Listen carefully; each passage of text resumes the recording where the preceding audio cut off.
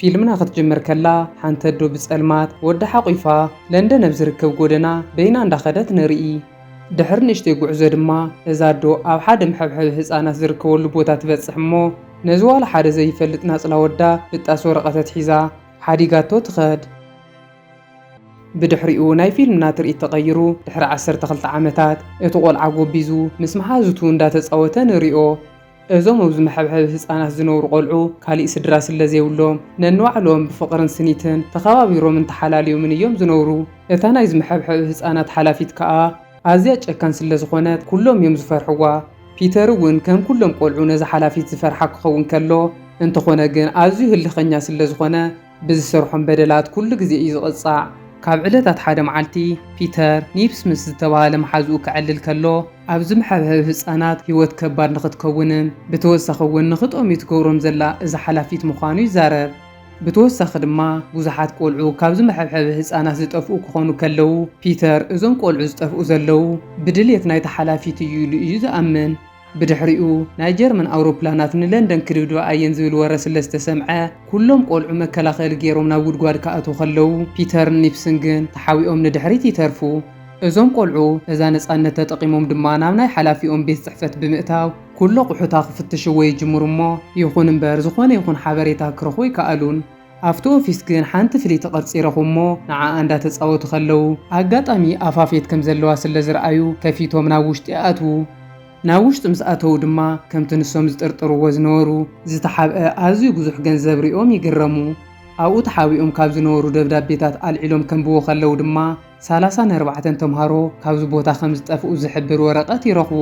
ቀፂሎም ድማ ኣዲኡኒ ፒተር ናብዚ ቦታ ሒዛቶ ክትመጽእ ከላ ምስኡ ዝሓደገታ ብጣስ ደብዳቤ ይረኽብዋ እሞ ኒፕስ ነዛ ደብዳቤ ከንብበሉ ከሎ ኣዲኡኒ ፒተር ንወዳ ኣዝያ ትፈትዎ ከም ዝነበረትን ወዳ ድማ ካብ ኩሎም ቆልዑ ፍልይ ዝበለ ተፈጥሮ ከም ዘለዎ ከም ተኣምን ይርዩ።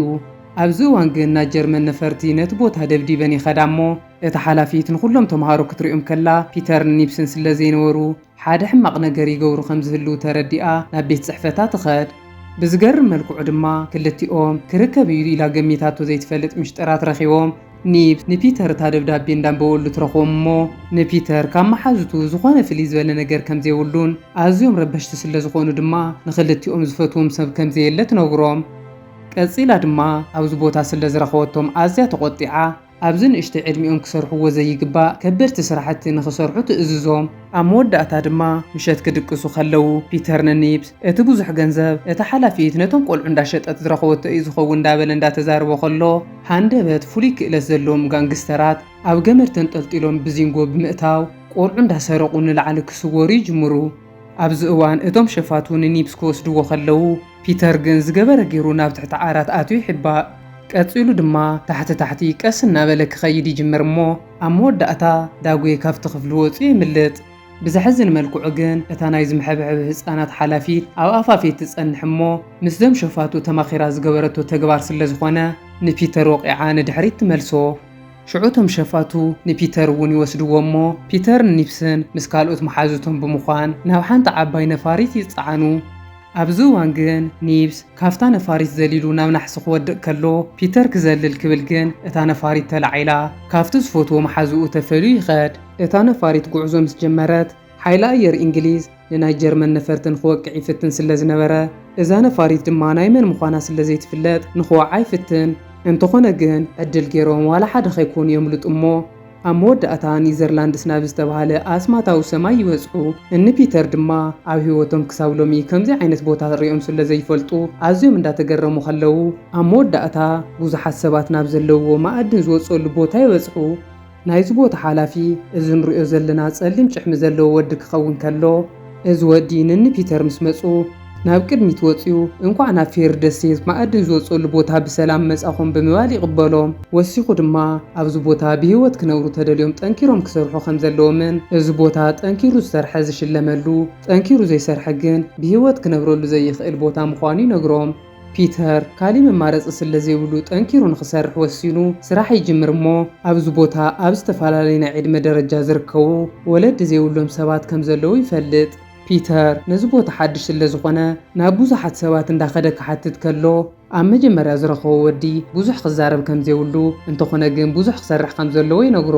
ቀፂሉ ድማ ናብ ሓደ ደኺምዎ ከፍ ኢሉ ዝነበረ ወዲ ይኸይድ እሞ እቲ ወዲ ኸኣ መርቴሉ እንዳብልሐ ኣብዚ ቦታ ን14 ዓመታት ከም ዝሰርሐ ይነግሮ።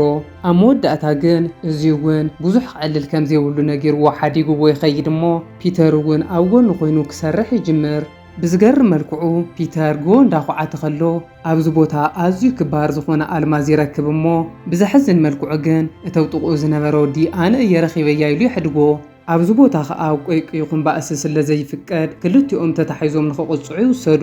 እዚ ሰምዐት ጸሊም ጭሕሚ ወዲ ድማ ናብ ሓደ ወዲ ይኸይድ እሞ በታ ፒተር ዝረኸባ ኣስማታዊ ትሕዝቶ ዘለዋ ዳይመንድ ገይሩ ብዙሕ ቦታ ክገዝእ ከም ዝኽእል እንዳተዛረበ ኣዝዩ ይሕጎስ። በቲ ሓደ ድማ ኣብዚ ቦታ ረብሾም ዝተባሃሉ ቆልዑት ናብ ቅድሚት ይወፁ እሞ እቲ በዓል ጸሊም ጭሕሚ ንኹሎም ኣኪቡ እንታይ ይቀጽዑ ኢሉ ይሓትት። ብዝሕዝን መልክዑ እቶም ሰራሕተኛታት ይቀተሉ ኢሎም ስለ ዝወሰኑ እቲ በዓል ጸሊም ጭሕሚ ንኹሎም ደፊኡ ናብ መሬት እንዳውደቐ ይቆትሎም። ኣብ መወዳእታ ናብ ፒተር ምስ መጸ ድማ ፒተር እታ ፍልይቲ ዳይመንድ ንሱ ከም ዝረኸባ ብምንጋር ንኽምሕሮ ክምሕፀኖ ከሎ እቲ ጨካን ወዲ ግን ብእግሩ ወቂዑ ደፊኡ የውድቆ። ብዝገርም መልክዑ ግን ፒተር ኣብ ሰማይ ክነፍር ጀሚሩ ኣብ ላዕሊ ኣየር ይንሳፈፍ እሞ ኩሎም ሰራሕተኛታት እዚ ብምርኣዮም ኣዝዮም ይግረሙ። ፒተር እውን ቅድሚ ሕጂ ከምዚ ዓይነት ክእለት ከም ዘለዎ ይፈልጥ ስለ ዘይነበረ ኣዝዩ ይሕጎስ እሞ ድሕሪ ንእሽተይ ጻኒሒት ግን ናብ መሬት ይወድቕ። ድሕሪ ንእሽተይ ጻኒሒት ፒተር ካብቲ ቐልቡ ዝሰሓተሉ ክትስእ ከሎ ነብሱ ኣብ ናይቲ በዓል ጸሊም ጭሕሚ ወዲ ኦፊስ ይረኽባ። ሽዑ እቲ በዓል ጸሊም ጭሕሚ ምስ ፒተር ክቀራረብ ስለ ዝደለየ ቾኮሌት ሂቡ ብዝተረጋግዐ መንፈስ ከዕልሎ ይጅምር። ኣብዚ ዓዲ ከም ዝንገር ትንቢት እንተኾይኑ ናይዚ በዓል ጸሊም ጭሕምን መሓዙቱን ስልጣን ኣዝዩ ሓያልን ንነዊሕ ዓመታት ዝጸንሕ ከም ዝኾነን እንተኾነ ግን ካብ ዕለታት ሓደ መዓልቲ ሓደ ክነፍር ዝኽእል ፍሉይ ኣስማት ዘለዎ ወዲ ከም ዝመጽን እቲ ወዲ ኸኣ ንዕኦም ዝቀወም ሓይሊ እንዳመርሐ ንስልጣኖም ከፍርሶ ይኽእል እዩ ተባሂሉ ከም ዝእመን ይነግሮ። ፒተር ግን ከምዚ ዝበለ ሓሳብ ከም ዘይብሉን ብተወሳኺ ድማ ንሱ ንእሽተይ ቆልዓ ስለ ዝኾነ ኣብቲ ትንቢት ዘሎ ወዲ ንሱ ክኸውን ከም ዘይኽእል ይነግሮ እሞ እቲ በዓል ጸሊም ጭሕሚ እውን ዝኣመኑ ብምምሳል ብጽቡቕ መልክዑ ክቀራረቡ ይጅምር። እንተኾነ ግን እዚ ጎራሕ ወዲ ብውሽጢ ይፈርሖ ስለ ዘሎ ፒተር ተቓሊሱ ስልጣነይ ክሕድገን እዩ ኢሉ ስለ ዝሓሰበ ንፒተር ናብ ቤት ማሕየርቱ ንኸእትዎ ይውስን። ኣብቲ ቤት ማእሰርቲ ድማ ፒተር ምስቶም መጀመርያ ነታ ዳይመንድ ኣነ እየ ረኺበያ ብምባል ዝተዋእሱ ወዲ ይራኸቡ እሞ ሕጂ ክልቲኦም ካሊእ መማረፂ ስለ ዘይብሎም ክልቲኦም ተሓጋጊዞም ካብዚ ቦታ ንኸምልጡ ይውስኑ። እዚ ምስ ፒተር ክሰርሕ ዝሓስብ ዘሎ ወዲ ሓቀኛ ሽሙ ጄምስ ሁክ ዝተባሃለ ክኸውን ከሎ ንሱ እውን ከም ፒተር ኣብ ቁልዕነት ዕድሚኡ ምስ ወለዱ ስለ ዝተፈላለየ ብዛዕባ ስድራ ቤቱ ዝፈልጦ ዋላ ሓደ ነገር የብሉን። ጄምስ ካብ ናይ ዝበዓል ጸሊም ጭሕሚ መግዛእቲ ሓራ ክወፅእ ስለ ዝደሊ ዝነበረ ድማ ምስ ሚስተር ሳም ዝተባሃለ ምስኦም ተኣሲሮም ዝነበረ ወዲ ተሓባቢሩ ንሰለስቲኦም ክትወስድ ትኽእል ሓንቲ ነፋሪት ይረክብ እሞ ሰለስቲኦም ተታሒዞም ካብቲ ቦታ የምልጡ። እነ ፒተር ካብቲ ቦታ ምስ ኣምለጡ ናይዚ ኔዘርላንድ ዝተባሃለ ቦታ ነበርቲ ዝኾኑ በቲ በዓል ጸሊም ጭሕሚ ናብ ዘይምርሑ ቀቢላ ይኸዱ። ናይዞም ቀቢላ ሓላፊት ታይገር ሊሊ ዝተባሃለት ጓል ኣንስተይቲ ክትከውን ከላ ኣብዚ ቦታ ብባእሲ ሓያል ንዝኾነ ሰብ ድማ ፓም ብዝብል ናይ ማዕርግ ሽሙ እዩ ዝጽዋዕ። እዞም ማሕበረሰብ ዝኾነ ይኹን ሰብ ናብኦም ክመጽእ ከሎ ምስ ፓን ገጢሙ ተተዓዊቱ ጥራሕ እዩ ብሂወት ክነብር ዝፈቕድሉ። ሕጂ ድማ ነኒ ፒተር ምስኦም ክነብሩ ተኾይኖም ጄምስ ምስ ፓን ክገጥም ከም ዘለዎ ይነግርዎ እሞ ብዝሕዝን መልክዑ ግን ፓን ብቐሊሉ ንጄምስ ይቕጥቅጦ። ኣብዚ እዋን ግን ኣጋጣሚ ፒተር ክነፍር ከም ዝኽእል ይርእይዎ እሞ ብተወሳኺ ድማ ኣብ ክሳዱ ገይርዋ ዝነበረ ናይ የድኡ ህብቶ ምስ ረኣይዋ እዛ ናይ ክሳድ ሃበል ኣዝያ ፍሊይቲ ከም ዝኾነትን ከምዚ ዝበሉ ሰባት ድማ ፍሉይ ኣስማታዊ ሓይሊ ስለ ዘለዎም ካልኣይ ዓድል ንኽውዎም ወሲኖም ፒተር 3 መዓልቲ ሰልጢኑ ምስ ፓን ንኽገጥም ይውስኑሉ። ኣብ ውሽጢ ዘን 3 መዓልታት ፒተር ጎቢዙ ንፓን ተስዒርዎ እታ ፓን ትብል ማዕርግ ተቐቢሉ ብሂወት ክነብር እዩ። ኣብቲ ባእሲ ፒተር ተተሳዒሩ ግን ሰለስቲኦም ከም ዝቕተሉ ተነጊሮም ይስደዱ እሞ ካሊእ መማረፂ ስለ ዘይብሎም ፒተር ክስልጥን ይጅምር። ብዝሕዝን መልክዑ ግን እቲ በዓል ጸሊም ጭሕሚ ፒተር ከምልጥ ከም ዝኽእል ሓሲቡ ሚስተር ሳሚ ምስኦም ብምዃን ንኽስልዮም ዳገበሮ ስለ ዝነበረ እቲ በዓል ጸሊም ጭሕሚ እኒ ፒተር ኣበይ ከም ዘለዉ ይፈልጥ እሞ ንጽባሓይቱ ናፍቲ ቦታ ሰራዊቱ ሒዙ ብምምጻእ ሃንደበታዊ መጥቃዕቲ ይፍጽም። ኣብዚ መጥቃዕቲ ድማ ኣቦኣን ታይገር ሊልን እቲ ናይዞም ጎሳ ሓላፍን ክሞቱ ከለዉ እቲ በዓል ጸሊም ጭሕሚ ድማ ንፒተር ነዲኡ ዝቐተለሉ ንሱ ምዃኑ ይነግሮ። ብድሕሪኡ እቲ በዓል ጸሊም ጭሕሚ ንኹሎም ኣብኡ ዝነበሩ ሰባት ክርሽኖም ጀሚሩ መሬት ሕንፍሽፍሽ ትብል እሞ ኣብ መወዳእታ ፒተር ጄምስን ታይገር ሊልን ጥራሕ ብሂወት ካብቲ ቦታ የምልጡ። ታይገር ሊሊ ነቲ ቦታ ጽቡቕ ጌራ ስለ ትፈልጦ መርሚ ግን ኣናብ ዝተባህለ ንህይወቶም ሴፍ ዝኾነ ቦታ ወሲዳቶም። ኣብቲ ቦታ ኸኣ ጄምስ ሓንቲ ነፋሪት ይረክብ እሞ በዛ ነፋሪት ገይሮም ናብ ለንደን ንኽምለሱ ሓሳብ የቐርብ። ታይገር ሊ ግን ተወሊዳ ዝዓበየትሉ ቦታ ሓዲጋ ክትከይድ ስለ ዘይትደሊ ቀታለ ቦታተይ ቀቲለ ሕነ ክፈዲ እየ ትብሎም እሞ ፒተር እውን ምስኣ ኮይኑ ነዚ በዓል ጸሊም ጭሕሚ ንኽቐትሎ ይውስን።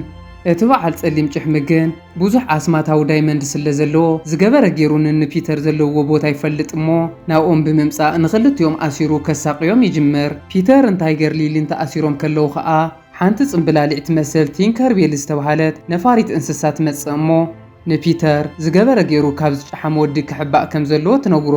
እቲ በዓል ጸሊም ጭሕሚ ግን ንዓመታት ዘተኣኻኸቦ ኣዝዩ ብዙሕ ሓይሊ ስለ ዝነበሮ ነዛ ሓዳሽ ዝረኸባ መንደር ከጥፋእ እዩ ዝደሊ። ኣብዚ እዋን ግን ጄምስ ነታ ሒዝዋ ከይዱ ዝነበረ ነፋሪት ሒዙ ይምለስ እሞ ኣብ መንጎ ጄምስን እዚ በዓል ጸሊም ጭሕምን ሓያል ግጥም ይግበር። እቲ በዓል ጸሊም ጭሕሚ ግን ንጄምስ እውን ይሕዞሞ። ብዝገርም መልክዑ ግን ኣብዚ እዋን ፒተር ካብ ቅድሚ ሕጂ ብዝዛየደ ከም ድሌቱ ምንፋር ስለ ዝኸኣለ ነቲ ተኣሲርዎ ዝነበረ ፈቲሑ ንታይገር ሊልን ንጄምስን የድሕኖም። ኣብ መወዳእታ ድማ ናፍቲ በዓል ጸሊም ጭሕሚ ብምኻድ ንዕኡ ድማ ካብ ነፋሪት ተውዲቑ ይቐትሎ እሞ ከምቲ ብኣፈ ታሪክ እንዳተዘረበ ዝመጸ ናይዚ ጦርነት ተዓዋቲ ፒተር ይኾን። ብድሕሪኡ ፒተር ናፍቲ ኣብ ለንደን ዘሎ መዕበይ ህፃናት ይኸይድ እሞ ነቶም በቲ ሓላፊት ዝጭቆኑ ህፃናት ሓራውፅኡ ናፍቲ ማዕድን ዝወፀሉ ቦታ ከይዶም ምስኡ ንኽሰርሑ ሓሳብ የቕርበሎም። በቲ ሓደ ኸኣ ጄምስን ታይገር ሊልን እንዳተቐራረቡ ብዝኸዱ ቁፅሪ ኣብ ፍቕሪ ወዲቖም ይምርዐው እሞ ኣብ ናይ ፊልምና ናይ መጠረሽታ ትርኢት ድማ ክልቲኦም ኮይኖም ነቶም ቆልዑ እንዳመርሕዎም ናፍቲ ማዕድን ዝወፀሉ ቦታ እንዳኸዱ ዳረኣና ፊልምና ትውዳእ። ፍትዋት ተኸታተልቲ ፊልምና ናይ ሎማዓንቲ ፊልም ከመይ ረኺብኩማ እንተፈቲኹማ ላይክ፣ ሼር፣ ሳብስክራይብ ምባል ከይትወስዑ።